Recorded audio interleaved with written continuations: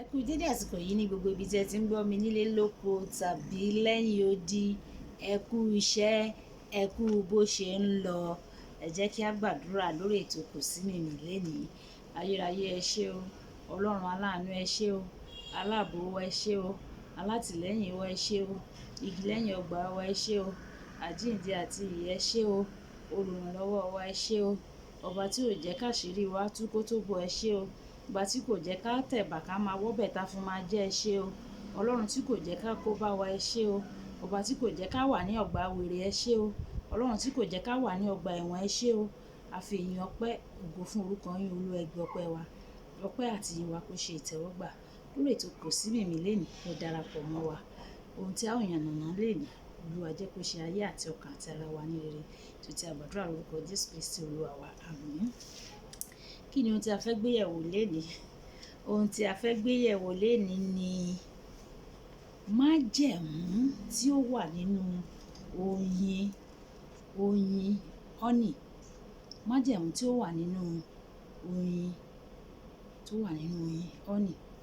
Tí a bá wo oyin, a rí wípé oyin jẹ́ ohun èlò kan tí ó yàtọ̀,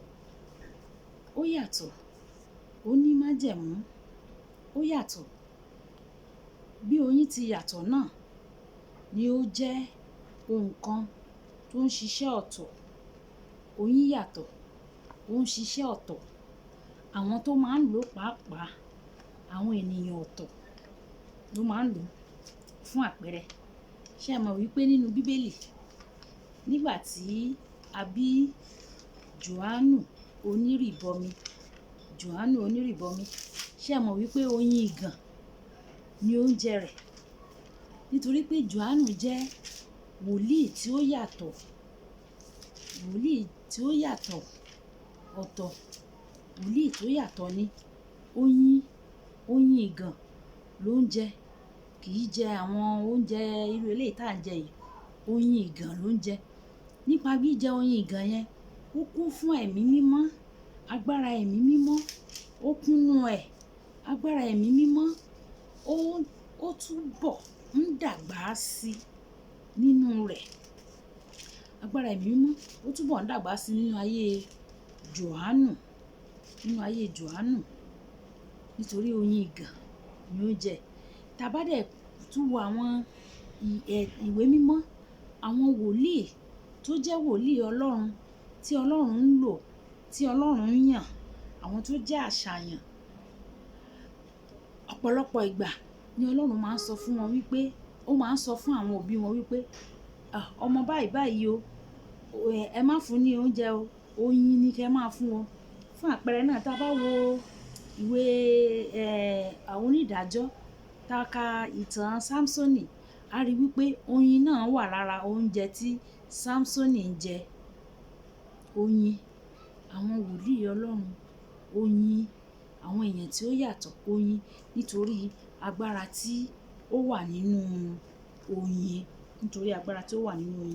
Ẹ jẹ́ kí n mú Bíbélì kíkà mi nínú ìwé orin Dáfídì, orí ìkọkàndínláàádọ́rùn, ẹsẹ̀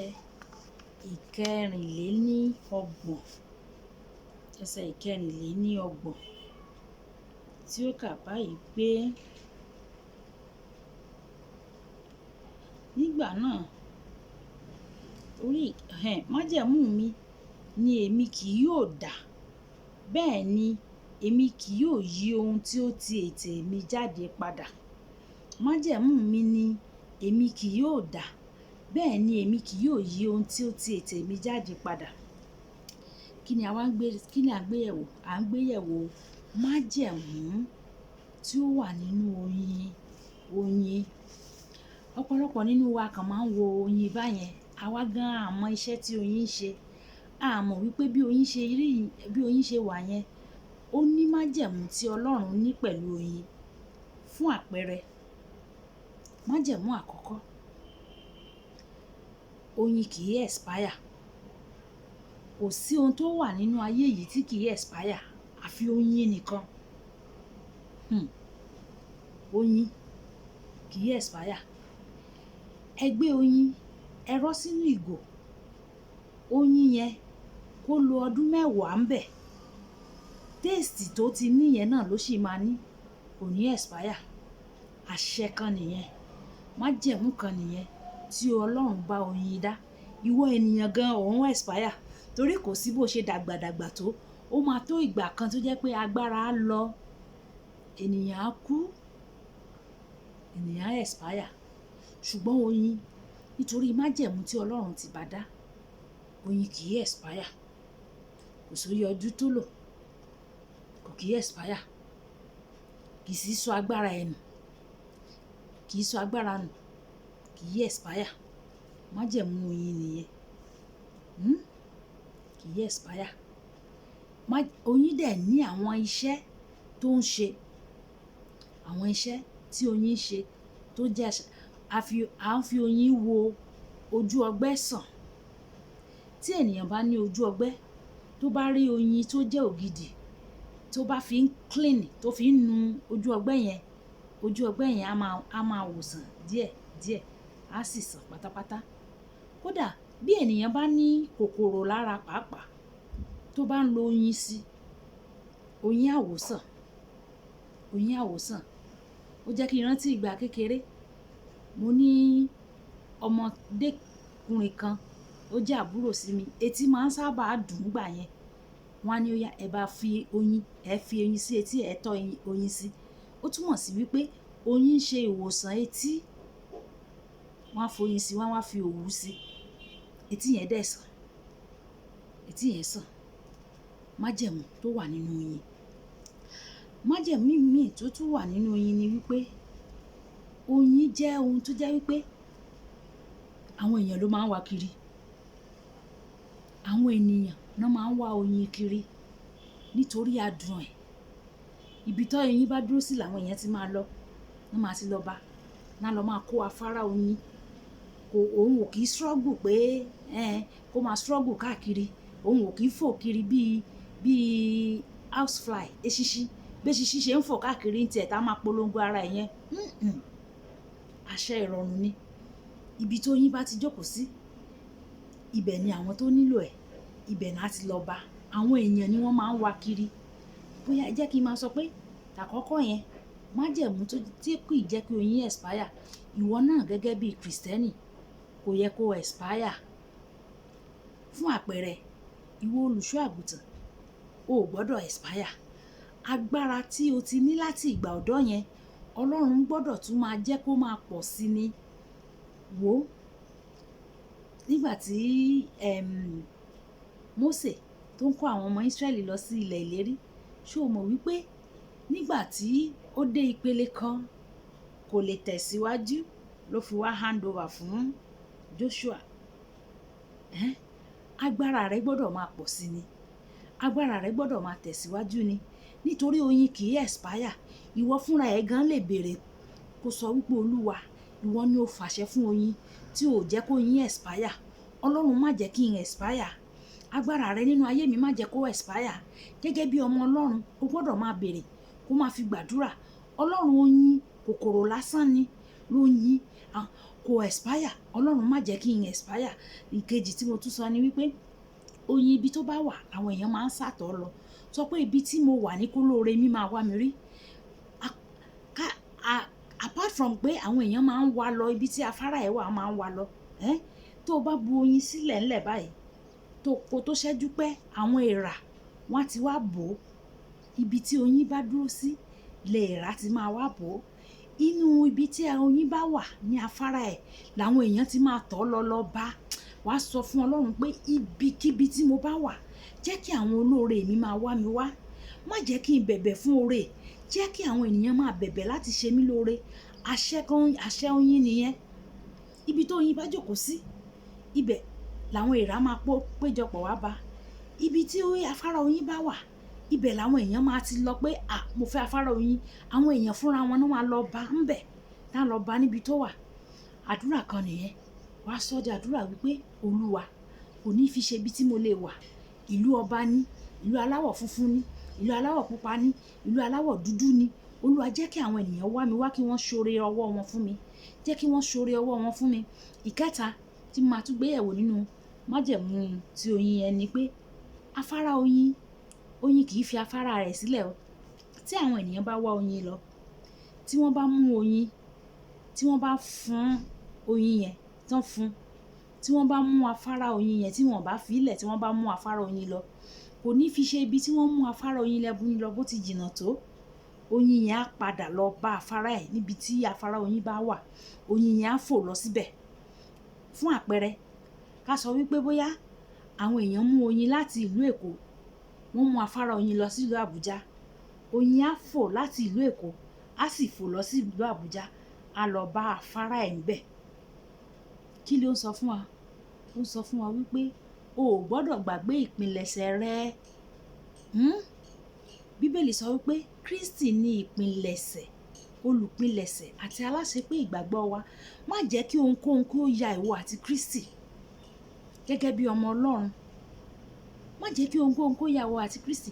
Ṣé o mọ̀ wípé nínú ìwé Jòhánù orí 15 yẹn ó sọ fún wa wípé àwa ní ẹ̀ka, bàbá wa ní igi, ẹ̀ka ni wá. Àwa ní ẹ̀ka igi, ẹ̀ka Kristi, ẹ̀ka Ọlọ́run ni wá. Kò sí ohun tí a lè dá ṣe tí a bá yára wa kúrò ní ara igi. Ẹ̀ka ò lè dá nǹkan kan ṣe nítorí pé a jẹ́ ẹ̀ka. A gbọ́dọ̀ wà pẹ̀lú ara igi kí a lè dá nǹkan ṣe. Òun ni afárá àti oyin rẹ̀, wọ́n jọ máa ń wà papọ̀ ni. Afárá oyin àti oyin papọ̀ náà jọ máa ń wà.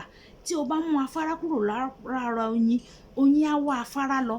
Má sọ Kristi nù ni mò ń sọ fún ọ. Àwọn ẹ̀kọ́ kan tó lè kọ́ ń bẹ̀ yẹn. Má sọ Kristi nù o. Má sọ ìpilẹ̀ṣẹ̀ rẹ nù.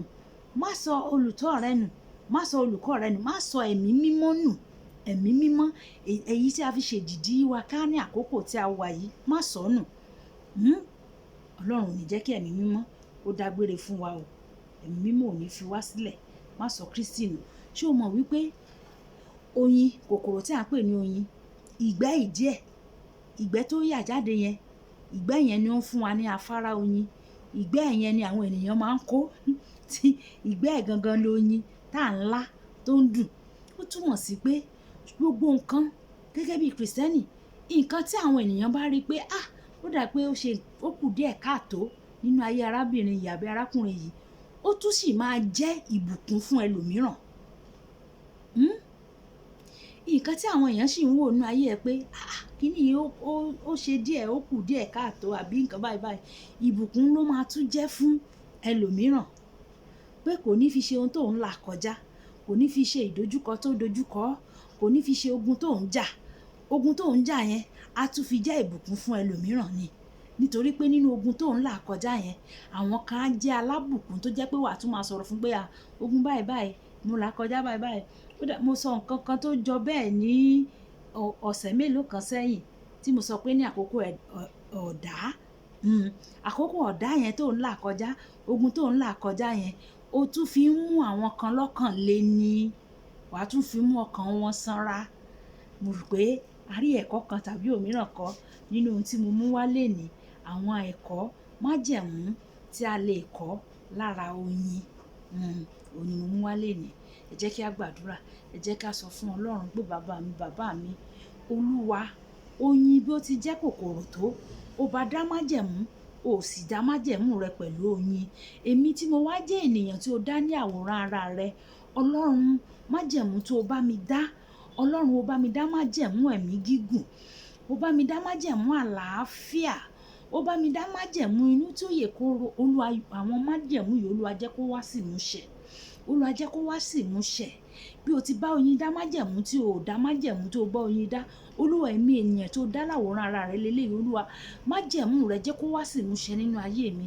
Àmín. Oyin kì í expire. Sọ pé Ọlọ́run bàbá mi, bí o ti bá oyin dá májẹ̀mú tí kì í expire, Ọlọ́run, ní gbogbo ọ̀nà, ní gbogbo ọjọ́, ní gbogbo ìgbà láyé tí máa lò nínú ayé, Olúwa, má jẹ́ ń tí, má jẹ́ ń tẹ́, má jẹ́ ń di ológo àná. Má jẹ́ ń tí, má jẹ́ ń tẹ́, má jẹ́ ń di ológo àná, má jẹ́ ń faṣọ ẹ̀tẹ́ bora. Olúwa, ṣàánú fún mi, ṣàánú fún mi, Jésù Olúwa wa, jẹ́ ká tún gbàdúrà yẹn báyìí, ká tún sọ wípé Ọlọ́run mi ní gbogbo ibikíbi tí n bá wà, ibi tí n bá dúró sí, jẹ́ kí olóore, aláàánú, olùrànlọ́wọ́, olùgbédìde, olùfanisókè, Olúwa ẹ jẹ́ kán máa wá mi wá, torí ibi tí oyin àtafárá ẹ̀ bá wà làwọn èèyàn máa ń wá lọ. Kódà bọ́n wà nínú igbó, àwọn ènìyàn á wá lọ, ọmọ ènìyàn á wá lọ síbẹ̀, á lọ mú á lọ fún oyin bẹ̀. Tí oyin bá wà ńlẹ̀, àwọn èèrà á pè tí. Sọ pé Olúwa, gbogbo ibikíbi tí n bá wà, ibikíbi tí n bá jókòó sí, Ọlọ́run ìyanu, jẹ́ kí àwọn olóore aláàánú, jẹ́ kí wọ́n bẹ̀ mí wò, kán foore bẹ̀ mí wò, kán fi ìyanu bẹ̀ mí wò, kí wọ́n fojú rere bẹ̀ mí wò, kí wọ́n fi ìgbéga bẹ̀ mí wò, kí wọ́n fi àlùyọ bẹ̀ mí wò, kí wọ́n fi oore ọ̀fẹ́ ńlá tó tayọ bẹ̀ mí wò. Jésù Olúwa wa, àmín. Ayérayé a dúpẹ́ fún àánú àti oore ọ̀fẹ́ tí a rí gbà, a sì dúpẹ́ fún ẹ̀kọ́ tí a kọ́ lénìí. Ẹ̀kọ́ náà jẹ́ kó ṣe ayé ọkàn àti ara wa ní rere. Jésù Olúwa wa, àmín. Àpẹẹrẹ kò í ṣe pé ó pọn dandan, ṣùgbọ́n nígbà mìíràn oyin tó bá jí làárọ̀, bóyá o ní appointment, bóyá o fẹ́ lọ gbaṣẹ́ àbí o ní nǹkan kan tó fẹ́ lọ ṣe, wàá fi oyin yẹn, wàá rọra bu díẹ̀ sínú omi, wàá ka sáàmù sí, irú sáàmù ibi tí mo kà lénìí yìí, wàá kà sí, wàá kà sí, wàá fi wẹ̀. Àwọn tó bá jẹ́ akọrin, olùṣọ́ àgùntàn pàápàá, a lè lò ó, àákànra tọ́ oyin, àátọ́ sọ́wọ́ wa, àálà, nítorí bó ṣe la yẹn, ó ṣiṣẹ́ fún throat ẹ, fún ọ̀fun ẹ, o tún lè fi gbàdúrà. Olúwa, oyin yìí dùn bí mo ti ń la, ohùn mi jẹ́ kó ṣe é gbọ́ létí ọmọ aráyé, jẹ́ kí ohùn mi kó dùn létí ọmọ aráyé. Jẹ́ kí a lè fi gbàdúrà, Ọlọ́run á ràn wá lọ́wọ́. Olúwabùkọ́lá aya kó tẹ́ mọ sí ìyá ènìyàn rere, ìyá àwọn ọmọ rere, aya ènìyàn rere àti ọ̀rẹ́ ẹ̀yin ènìyàn rere ló wà lórí ètò Kò Sí Mìmí lénìí. Ó dàbọ̀ nígbà tí a tún máa pàdé ní ọjọ́ míì, ọjọ́ rẹ. 08038464250 ní private chat mi tí ẹ bá ní ohun kan tí ẹ fẹ́ kí a jọ ṣe àgbéyẹ̀wò papọ̀. Ó dàbọ̀.